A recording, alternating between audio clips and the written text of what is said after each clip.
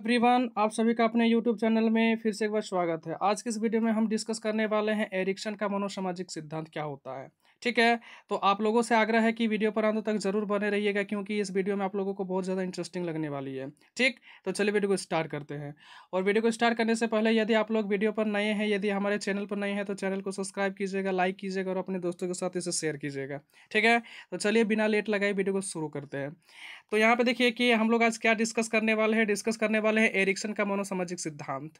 ठीक है, तो देखिए ये जो एग्जाम में आता है ये क्वेश्चन बहुत ही ज़्यादा इंपॉर्टेंट है कि एरिक्सन का मनोसामाजिक सिद्धांत की व्याख्या करें। ठीक है, या फिर लिखें। और जैसे कि अभी हाल ही में आप लोगों का जेटेट का एग्जाम होने वाली है, सीटेट का भी वैकेंसी निकलती है साल में दो दो बार। ठीक, तो उसके लिए भी ये वीडियो बहुत ही ज़्यादा इंपॉर्टेंट होने वाली है, क्योंकि इससे बहुत सारा ऑब्जेक्टिव क्वेश्चन वहाँ पे आता है। ठीक है, एक दो तो ऑब्जेक्टिव क्वेश्चन आ ही जाएगा यहाँ पे से। ठीक है, तो चलिए वीडियो को स्टार्ट करते हैं। तो यहाँ पे देखिए कि एरिक्सन का मनोसामाजिक सिद्धांत में सबसे पहले आपको इंट्रोडक्शन के बारे में बता दूं। ठीक है, इंट्रोडक्शन क्या है जरा देखिए। इंट्रोडक्शन है आपका कि एरिक्सन का पूरा नाम क्या है ना, एरिक एरिक्सन था। एरिक्सन का पूरा नाम क्या था सर? एरिक्सन का पूरा नाम था एरिक एरिक्सन था। ठीक है, फिर यहाँ पे फिर देखिए कि सेकंड पॉइंट में क्या है कि यह एक अमेरिका के मनोवैज्ञानिक थे। ये कहाँ के मनोवैज्ञानिक थे ना? अमेरिका के मनोवैज्ञानिक थे। लेकिन अब इंटरेस्टिंग बात तो अब है। इंटरेस्टिंग बात क्या है, लेकिन इनका जन्म जर्मनी में 15 जून 1902 में हुआ था। इनका जन्म कहाँ पे हुआ था? जर्मनी में। ठीक है, अब ये अमेरिका के मनोवैज्ञानिक थे, लेकिन इनका जन्म कहाँ पे हुआ था? जर्मनी में हुआ था। यहाँ से ऑब्जेक्टिव क्वेश्चन आने की चांसेस बहुत ज़्यादा है। ठीक है, फिर इनकी मृत्यु 91 वर्ष की उम्र में सन 12 मई 1994 में हुआ था।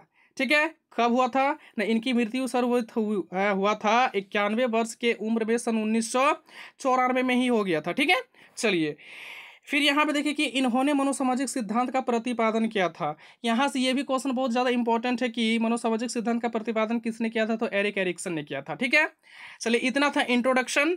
ठीक, अगर हम यहाँ पे देखिए उसके बाद ये तो बहुत ही ज़्यादा इंपॉर्टेंट है, ये पॉइंट बहुत ज़्यादा इंपॉर्टेंट है कि इनका मुख्य उद्देश्य क्या था, कि एरिक एरिक्सन का मुख्य उद्देश्य क्या था। तो इनका मुख्य उद्देश्य क्या था जरा देखिए। एरिक एरिक्सन का मुख्य उद्देश्य बच्चों में व्यक्तित्व की पहचान कैसे होती है उस पर था। मतलब इनका कहना है कि बच्चे में व्यक्तित्व किस प्रकार से आती है। ठीक है, उसके ऊपर था ये। ठीक है, अब यहाँ पे अगर हम बात करें कि एरिक एरिक्सन की मेन फीचर्स की, तो क्या है यहाँ पे देखिए कि हम लोग सभी जानते हैं कि मनोसामाजिक सिद्धांत का प्रतिपादन किसने किया है ना? एरिक एरिक्सन ने किया था। इसमें तो कोई दो मत नहीं है। ठीक है, एरिक एरिक्सन ने ही मनोसामाजिक सिद्धांत का प्रतिपादन किया था, तो इसमें कोई दो राय नहीं है। ठीक है, जरा देखिए अगर हम बात करें एरिक एरिक्सन से, तो इनके अनुसार जो है वो पूरा जीवन कितने स्टेप से होकर के गुजरता है ना? 8 स्टेप से होकर के गुजरता है। कितने स्टेप से? 8 स्टेप से होकर के गुजरता है। नंबर 1 क्या है देखिए? विश्वास बनाम अविश्वास। ठीक है, नंबर 1 क्या है? विश्वास बनाम अविश्वास। अगर हम बोले, ठीक, यहाँ से ऑब्जेक्टिव क्वेश्चन आने की चांस है कि एरिक एरिक्सन के द्वारा जो यहाँ पे लिखा गया विश्वास बनाम अविश्वास की उम्र कब तक मानी जाती है। तो देखिए सर, इसकी जो उम्र है ये 0 से 2 वर्ष तक मानी जाती है। 0 टू, है ना, कितने वर्षों तक ना? 0 से 2 वर्षों तक मानी जाती है। फिर यहाँ पे लिखा हुआ कि जिन बच्चों को माता पिता से प्यार आदि मिलता है उनमें विश्वास का भाव जागृत होता है। ठीक है, विश्वास का भाव विकसित होता है। जैसे मान के चलते हैं कि एक बच्चा को अगर हम बहुत ज़्यादा प्यार करेंगे, बहुत ज़्यादा लाड करेंगे, तो उसमें क्या होगा ना? उसमें विश्वास का भाव उत्पन्न होता है। ठीक है, और दूसरी तरफ यहाँ पे देखिए कि दूसरी तरफ जिन बच्चों को माता पिता आदि से प्यार नहीं मिलता है, तो वह रोना बिलखना शुरू कर देता है। ठीक है, यहाँ पे लिखना नहीं होगा सर, बिलखना होगा यहाँ पे। ठीक, लिखने में कुछ गड़बड़ी होगी, यहाँ पे बिलखना होगा, लिखना नहीं होगा। ठीक है, फिर यहाँ पे क्या है देखिए, फिर है कि इस क्रिया से बच्चों में अविश्वास उत्पन्न होना शुरू हो जाता है। अब जैसे मान के चलते हैं कि जिस बच्चों को हम प्यार आदि नहीं करेंगे, तो वो क्या होगा?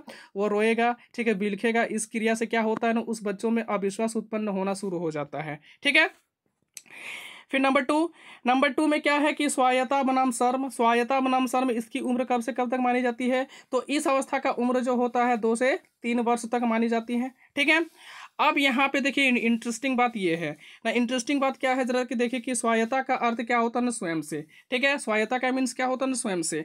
अर्थात क्या होता है कि जब बच्चे खुद से खाना खाना, कपड़ा पहनना ज़्यादा पसंद करते हैं।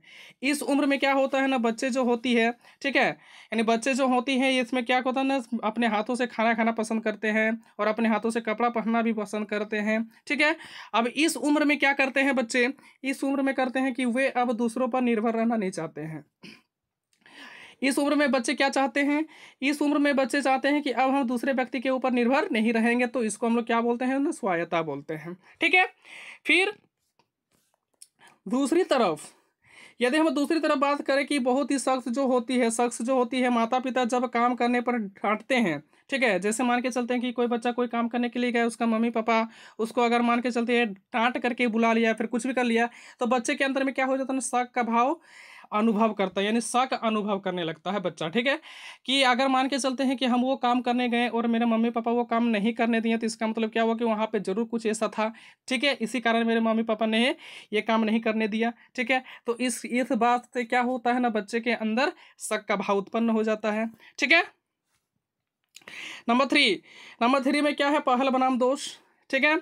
अब इस अवस्था का उम्र कब से कब तक होता है ना, इस अवस्था का उम्र होता है 3 से 6 वर्ष तक मानी जाती है।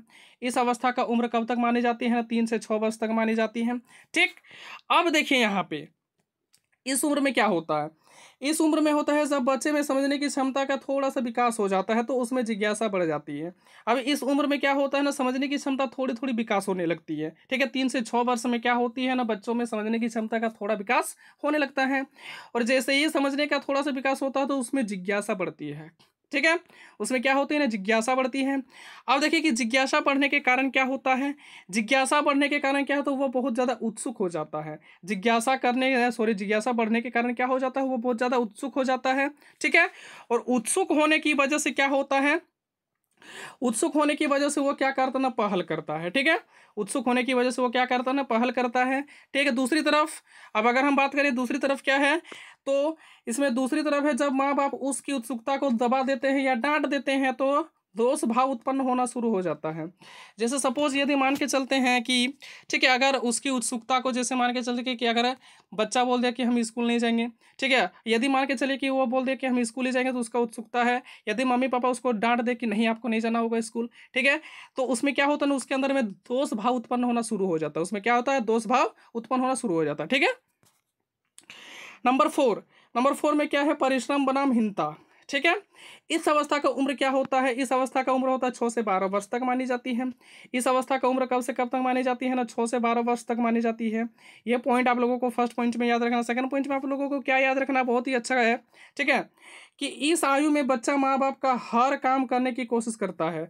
इस आयु में क्या करता है ना, बच्चा माँ बाप का हर काम करने की कोशिश करता है, अब वो चाहे सके या ना सके, ठीक है। लेकिन इसमें क्या करते हैं ना, इस आयु में बच्चा जो होता है माँ बाप का सब काम करने की कोशिश करता है, ठीक है, अतः इसे परिश्रम कहते हैं। फिर यदि मान के चलते हैं कि इस आयु में क्या होता है कि बच्चा सब काम कोशिश करता है करने का, किसका ना, मम्मी पापा का, तो इसको क्या बोलते हैं, परिश्रम कहते हैं। दूसरी तरफ ही अगर अपने बच्चे को कोई काम दिया और उस बच्चे की काम करने की क्षमता कम है, उस बच्चे की काम करने की क्षमता कम है, तो वह उस काम को नहीं कर पाएगा, इसलिए उसमें हिंसा आनी शुरू हो जाती है। जैसे मान के चलते हैं कि मम्मी पापा यदि कोई अपने बच्चे को कुछ काम करने के लिए दिया और उसके अंदर में क्षमता नहीं है उस काम को करने के लिए, तो उसके अंदर में हिंसा आने लगती है।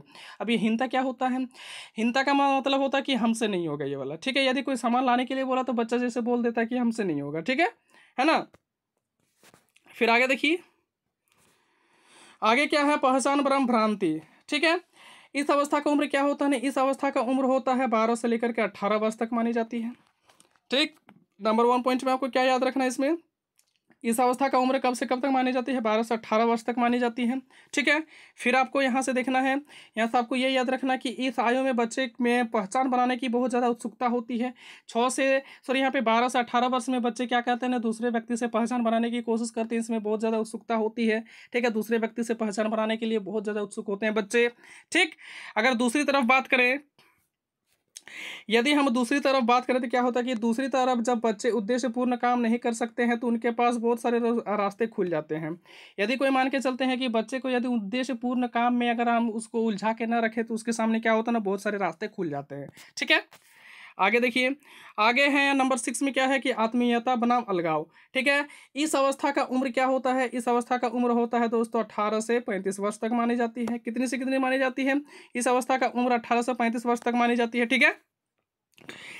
देखिए फिर आत्मीयता मीन्स क्या होता है, देखिए आत्मीयता में आदमी जो होता है दूसरों के साथ घनिष्ठ संबंध बनाता है। आत्मीयता में क्या होता है ना, व्यक्ति जो होता है दूसरे व्यक्ति के साथ घनिष्ठ संबंध बने, कैसे बने, इस पर ज़्यादा जोर देते हैं, ठीक है।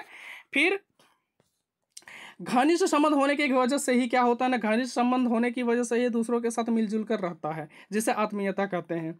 जैसे मान के चलते हैं कि आत्मीयता में क्या होती है ना, व्यक्ति दूसरों के साथ ज़्यादा पहचान बनाती है, दूसरों के साथ घनिष्ठ संबंध बनाती है, और घनिष्ठ संबंध होने की वजह से ही क्या होता है ना, दूसरे व्यक्ति के साथ वो मिलजुल कर रहता है, ठीक है, जिसे हम लोग क्या बोलते हैं ना, आत्मीयता बोलते हैं, ठीक है।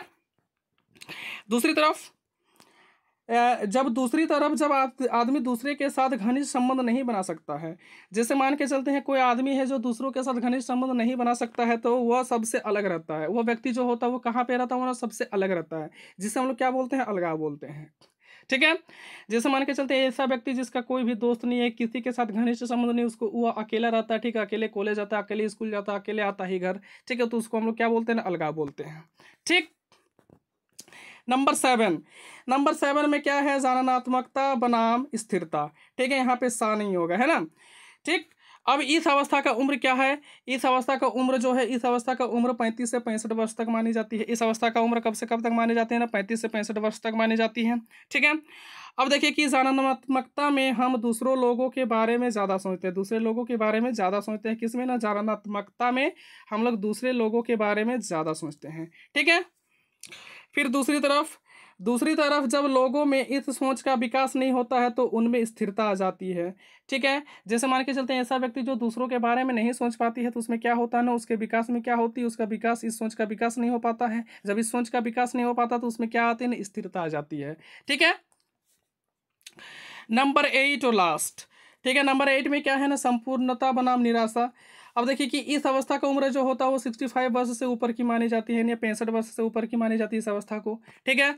अब फिर देखिए इसमें क्या है कि इस उम्र में आदमी का अधिकतम इच्छाएं पूर्ण हो चुकी होती है। अब देखिए कि 65 साल से जितनी भी व्यक्ति, 65 साल से ऊपर की जितनी भी व्यक्ति हैं, इसमें क्या होता है ना, सभी व्यक्तियों की अधिकतम इच्छाएं पूर्ण होती है, ठीक है। अब देखिए कि 65 साल यानी मतलब मान के चलते हैं कि व्यक्ति बूढ़ा हो गया। अब बूढ़े व्यक्ति में क्या इच्छाएं रहती है, कुछ भी नहीं रहती है, सारी इच्छाएं उसकी पूर्ण हो जाती है, ठीक है।